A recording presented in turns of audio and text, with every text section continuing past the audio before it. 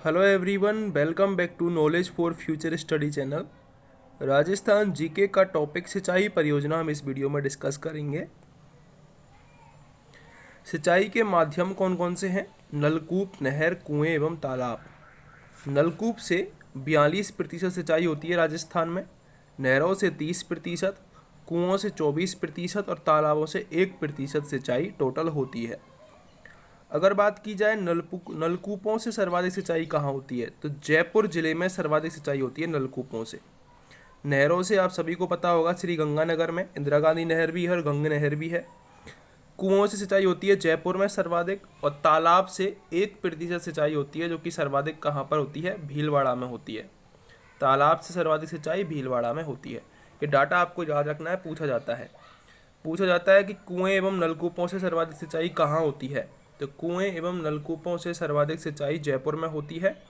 64%, लगभग 66% ये सिंचाई होती है। ठीक है। 30% कहाँ से होती है? नहरों से, और 1% कहाँ से होती है? तालाबों से। तालाबों से सर्वाधिक होती है भीलवाड़ा में, और नहरों से श्री गंगानगर में। ये भी आपको याद रखना है।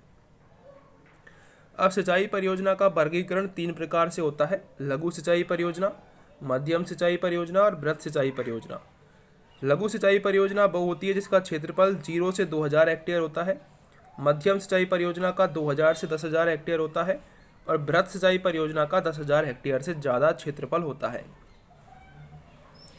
सिंचाई में जो सर्वाधिक योगदान है वो लघु सिंचाई परियोजना का होता है, जो कि 0 से 2000 हेक्टेयर का जो क्षेत्र है वो कवर करती है। बहुउद्देशीय परियोजना, वे परियोजना जिनके उद्देश्य 2 या 2 से अधिक होते हैं, वो बहुउद्देशीय कहलाती हैं। नेहरू जी ने बहुउद्देशीय परियोजनाओं को आधुनिक भारत का मंदिर कहा है। टेम्पल ऑफ इनक्रेडिबल इंडिया कहा है नेहरू ने। फर्स्ट बहुउद्देशीय परियोजना, देश में पहली जो बहुउद्देशीय परियोजना है वो दामोदर नदी घाटी परियोजना 1948 में। राजस्थान में कौन सी है? राजस्थान में है गंग नहर, और देश में दामोदर नदी घाटी परियोजना, जो कि 1948 में बनी थी। राजस्थान की प्रमुख बहुउद्देशीय परियोजनाएं में पहली है नदी घाटी बहुउद्देशीय परियोजना, और दूसरी है नहर बहुउद्देशीय परियोजना। ठीक है। तो इसमें कौन कौन सी आती है? एक तो माही नदी बहुउद्देशीय परियोजना, चंबल बहु परियोजना। ठीक है, चंबल से नहरें निकली हुई हैं, फिर बाई नहर और दाई नहर। नहरों की बात की जाए तो इंदिरा गांधी नहर, भाखड़ा नागल बांध बना हुआ है, गोविंद सागर डैम है, भाखड़ा बांध है। उसके बाद नागल बांध है, और नागल बांध से भाखड़ा नहर निकलती है और हनुमानगढ़ में प्रवेश करती है। ठीक है। तो नहर और नदी घाटी बहुउद्देशीय परियोजनाएं होती हैं। बहुउद्देशीय का मतलब केवल इतना है, इससे बिजली भी बनती है, सिंचाई भी होती है, ठीक है, पानी भी सप्लाई होता है। तो ये सारी चीज़ें होती हैं, इसे बहुउद्देशीय परियोजना कहते हैं। अब सबसे पहली और इम्पोर्टेंट बहुउद्देशीय जो परियोजना आती है वो आती है हमारी भाखड़ा नागल बहुउद्देशीय परियोजना। इस पर क्वेश्चन पूछा जाता है। पहला क्वेश्चन तो यही बनता है, हमको ऑप्शन मैच करवाता है कि किन किन राज्यों की संयुक्त परियोजना है ये।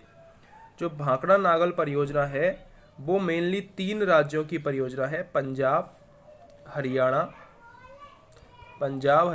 और राजस्थान। ठीक है। इन 3 राज्यों के सहयोग से बनी हुई है। पंजाब, हरियाणा, राजस्थान। 15.2% इसका हिस्सा है, ये भी आपको याद रखना है, 15.2%। नदी किस पर बनी हुई है? ये सतलज नदी पर बनी हुई है। सतलज नदी पर भाखड़ा नागल बहुउद्देशीय परियोजना स्थापित है। भाखड़ा बांध है कहाँ पर? ये हिमाचल प्रदेश में है। यह भारत का सबसे ऊंचा गुरुत्वीय बांध है। भारत का सबसे ऊंचा गुरुत्वीय बांध है ये, 226 मीटर इसकी ऊंचाई है।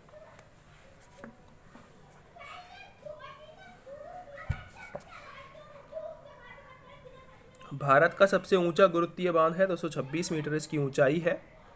नेहरू जी द्वारा इसे चमत्कारी विराट वस्तु कहा गया था। इंपॉर्टेंट पॉइंट है ये, नेहरू जी ने इसे चमत्कारी विराट वस्तु कहा था भाखड़ा नागल बांध को।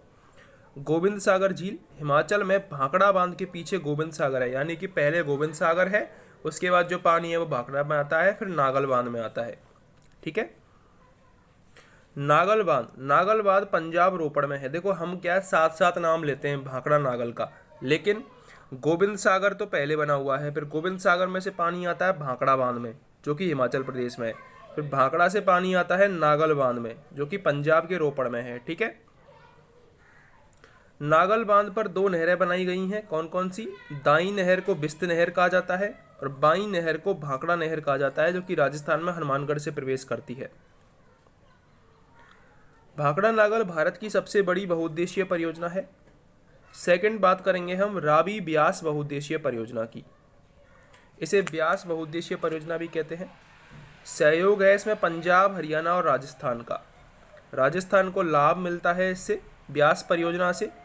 पौंग डैम से राजस्थान को 59%। पौंग डैम कहाँ पर है? हिमाचल प्रदेश में। और दूसरा डैम है पंडोह। ये दोनों डैमों के नाम आपको याद रखने हैं, पौंग और पंडोह। पंडोह से 20% लाभ मिलता है राजस्थान को।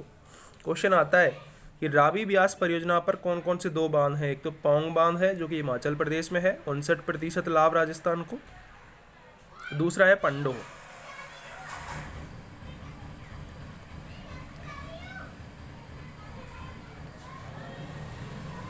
शीत ऋतु में जब आईजीएनपी मतलब इंदिरा गांधी नहर परियोजना में पानी की कमी होती है तो जलापूर्ति ब्यास के पौंग बांध से ही की जाती है। राजीव गांधी लोगोवाला समझौता ये 1985 में हुआ था और इराडी आयोग 1986 में बना था। दोनों का संबंध रावी ब्यास परियोजना से है। राजीव गांधी लोंगोवाला समझौता 1985, इराडी आयोग 1986, दोनों का संबंध रावी ब्यास परियोजना से है।